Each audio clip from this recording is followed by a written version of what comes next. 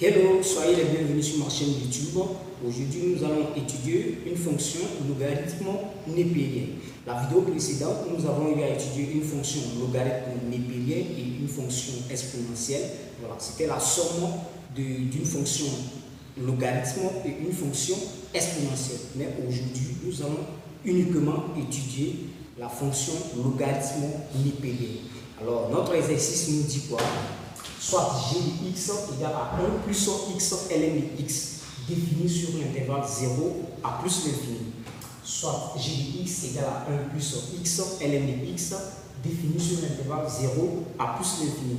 On va d'abord commencer par la première question. La première question nous dit quoi? 1. On nous dit de justifier que g' de x égale à 1 plus ln de x.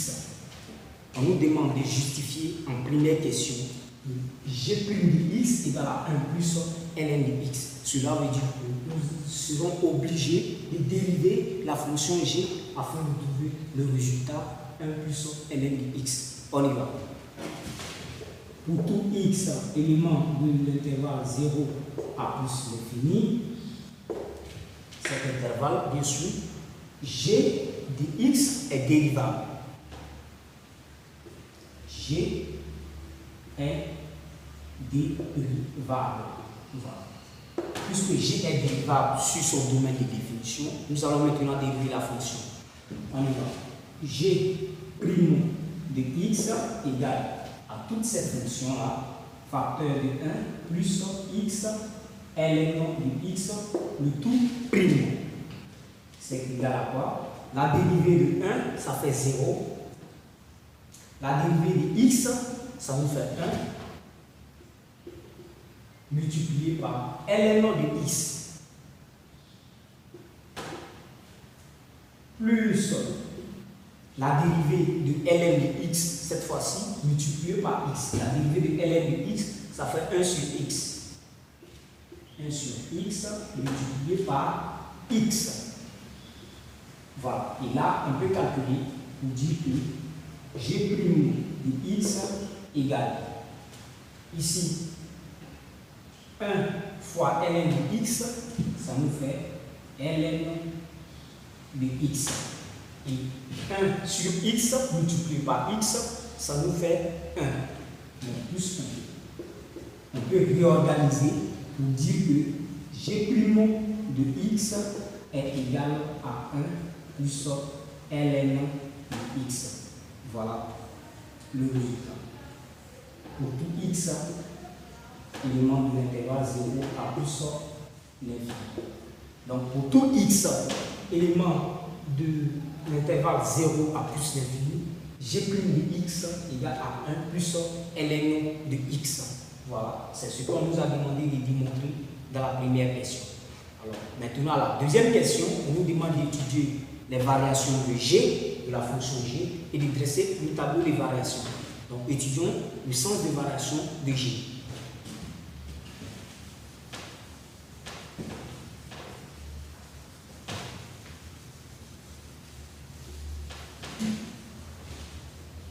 Conservons d'abord le résultat de la fonction dérivée. G' de x égale à 1 plus ln de x. Voilà.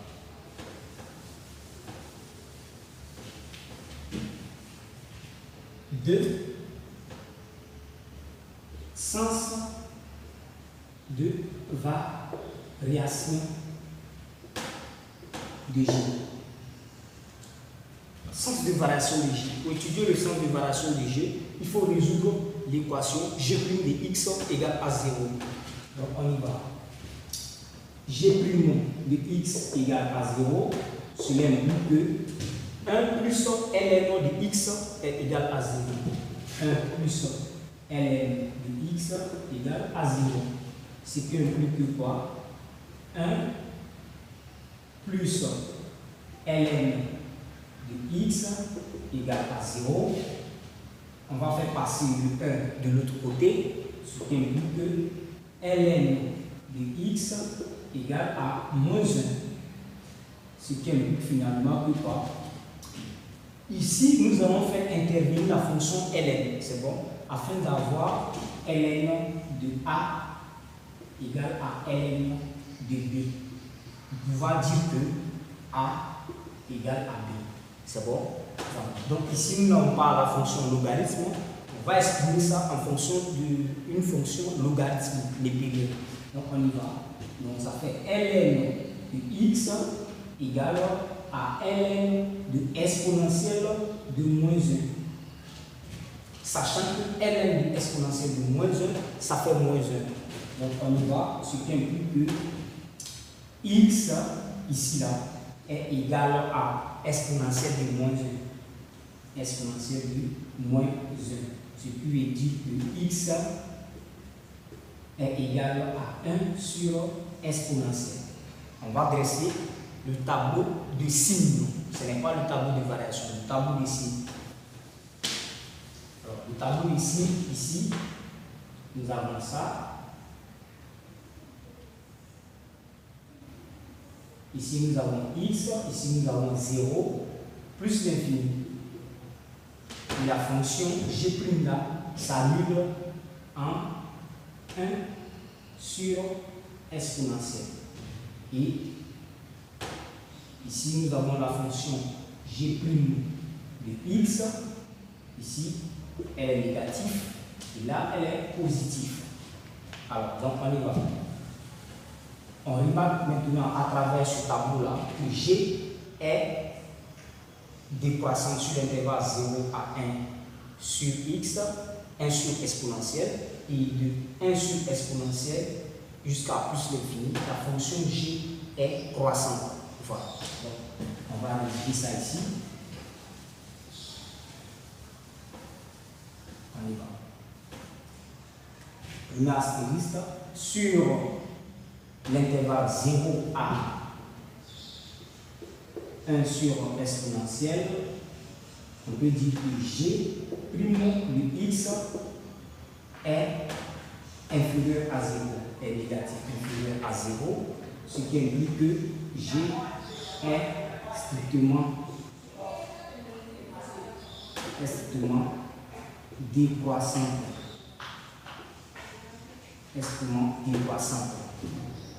Deuxième cas, de l'intervalle 1 sur exponentielle à plus l'infini, sur l'intervalle 1 sur exponentielle à plus l'infini, on remarque que la fonction g' de x là est supérieure à 0.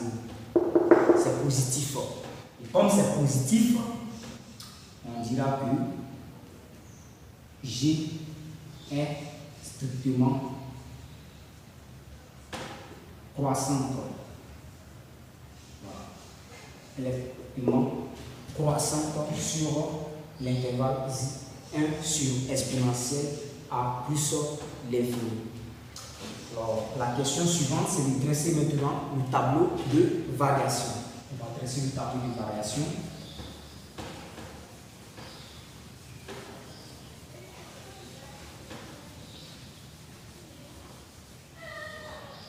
Tableau de variation de J. En 3, tableau de variation de J. Alors, on va s'appuyer sur le tableau de signes pour dresser le tableau de variation de J. C'est toujours comme ça. Lorsque vous voulez dresser le tableau de variation, appuyez-vous sur le tableau de signes de la fonction dérivée pour dresser le tableau de variation de J.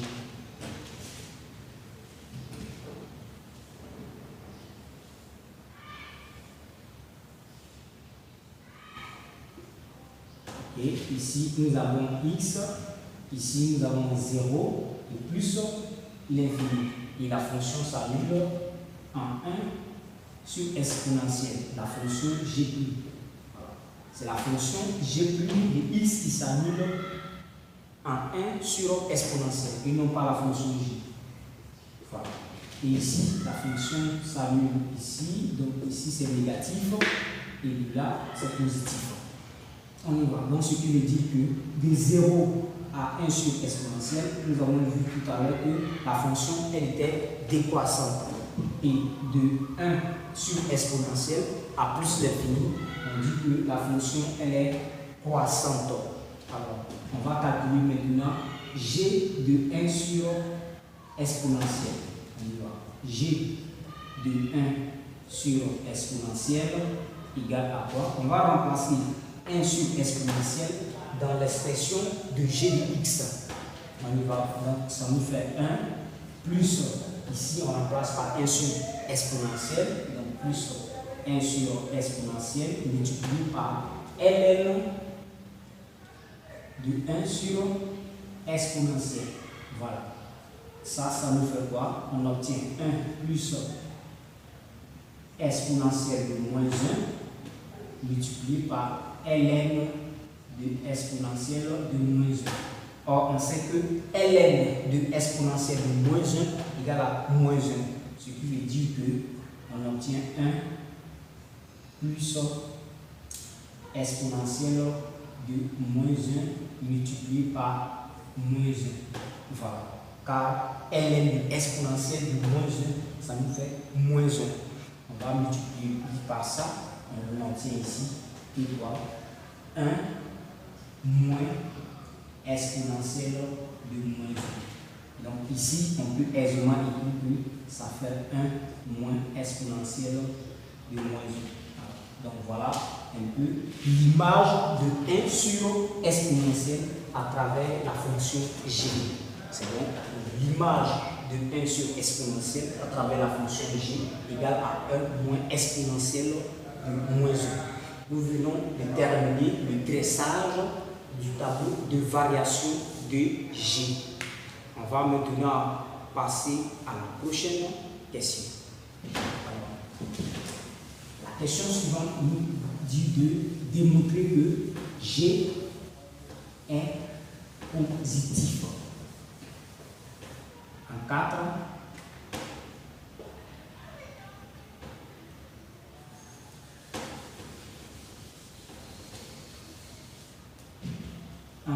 on nous demande d'en déduire, déduisons que g de x est supérieur à 0 pour tout x élément de l'intervalle 0 à plus l'infini. Voilà la prochaine question. 4, on nous dit de déduire que g de x est positif sur l'intervalle 0 à plus l'infini. On va se servir du tableau de variation pour répondre à cette question. Alors, nous avons vu tout à l'heure que le tableau de variation était de cette manière-là, voilà, comme ça. Et on avait dit que ici c'était g de x et que la fonction était décroissante sur l'intervalle 0 à 1 sur exponentielle et croissante sur l'intervalle de 1 sur exponentielle à plus l'infini. Voilà, à plus l'infini. Alors, donc ici, l'image de 1 sur exponentielle à travers la fonction g était 1 moins exponentielle de moins 1. Alors, avec ce tableau de variation, ici c'est le tableau de variation que nous venons de dresser tout à l'heure. Avec ce tableau de variation, qu'est-ce qu'on remarque? On remarque que 1 moins exponentielle de moins 1 là est le minimum absolu de la fonction g. Je reprends. 1 moins exponentielle de moins 1 est le minimum absolu de g. Cela veut dire quoi? Je suppose un numéraire comme ça. La fonction quitte à une valeur positive. Elle arrive au niveau de 1 moins exponentielle de moins 1.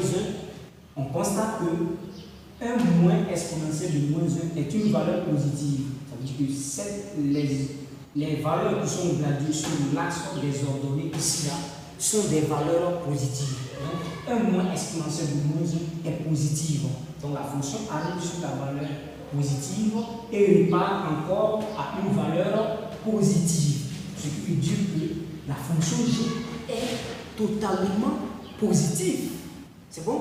La fonction g est totalement positive car elle ne rentre pas dans des valeurs négatives. Elle ne prend pas des valeurs négatives ici. Ici, nous avons les valeurs négatives moins 1, moins 2, moins 3. Mais on constate que la fonction part d'une valeur positive, arrive à une image positive et part encore vers une valeur positive plus l'infini. Voilà pourquoi nous pouvons en déduire aisément que g de x égale à et g de x est supérieur à 0 pour tout x élément, pour tout x appartenant à l'intervalle 0 sur 1, de 0 à plus l'infini. Voilà, donc de 0 à 1 sur exponentielle, elle est positive, g de x est positif, et de 1 sur exponentielle à plus l'infini, g de x est encore positive, ce qui veut dire qu'elle est positive sur l'intervalle de 0 à plus l'infini. Donc ici, on va dire que d'après le tableau de variation, g de x admet un minimum absolu en 1 sur exponentielle. G de x admet un minimum absolu en 1 sur exponentielle. Par conséquent,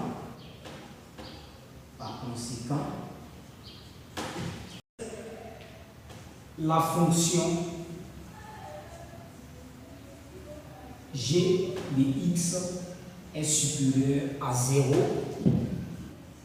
sur l'intervalle 0 à plus l'infini. Voilà. Voilà comment on rédige ce genre de question. La fonction g de x est supérieure à 0 sur l'intervalle 0 à plus l'infini. Voilà. Sur tout cet intervalle-là, la fonction g de x est positive. Ok. Donc, on va maintenant tracer la courbe représentative de la fonction g. On y va.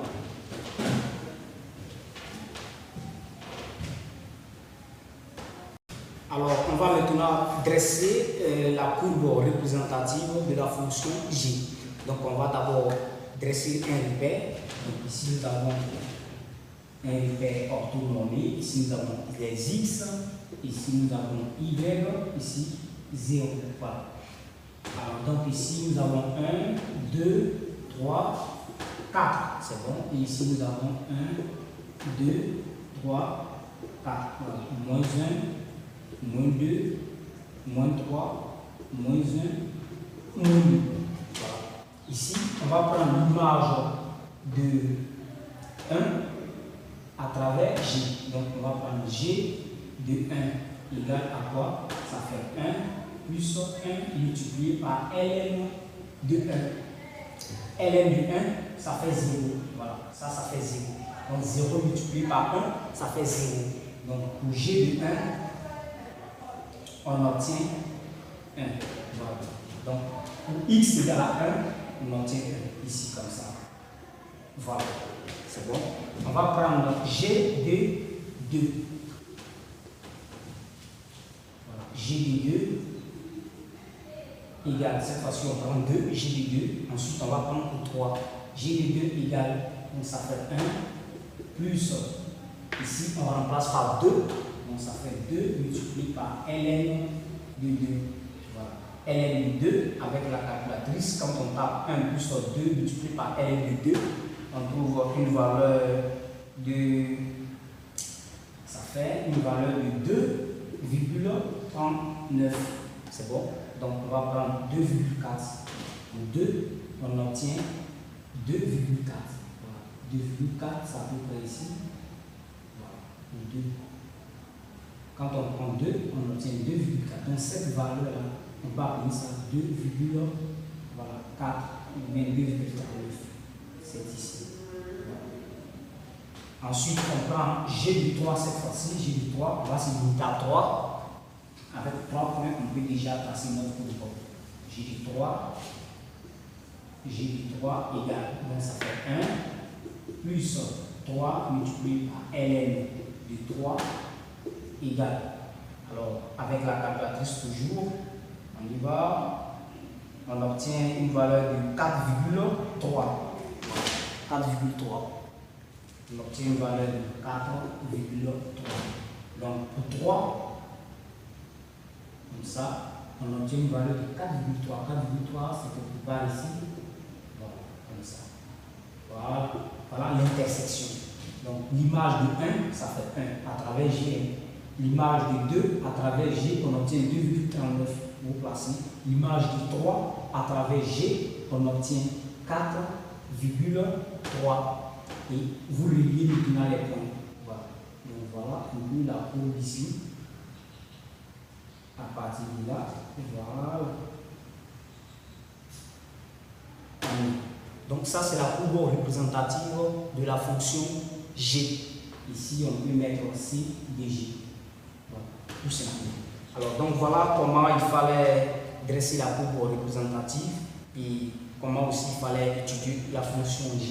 Donc nous sommes à la fin de notre correction de l'exercice. Si tu as aimé, n'oublie pas de t'abonner pour nous encourager afin de continuer de créer plus de contenu pour vous. Voilà, la seule manière de nous soutenir, la seule manière de nous galvaniser, la seule manière de nous apporter votre soutien, c'est de vous abonner, de partager, de liker. Sur ce, je vous dis bonne soirée ou bien bon après-midi à vous. Ça dépend de l'heure à laquelle vous regardez la vidéo. Merci.